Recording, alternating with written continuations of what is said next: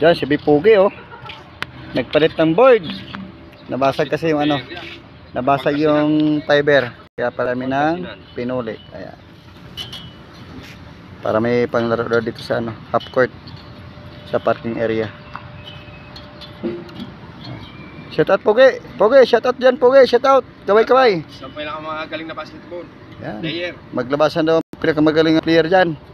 Ito na, nire-repair namin yung ano, yung court. Papalitan natin ng ano, pinulik para magandang ano daw, bandahan. Kinakatin po lang pinulik kaya ito, tinanggal namin yung fiber na basag. Pagkalabas siya, pagka nakaganon yan, ganda. May shock pa yan, shock, ganda ng shock.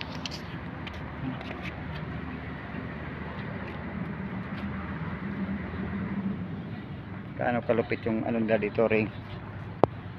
Ganda ng shock, dalawa. Sana all maganda ang shock.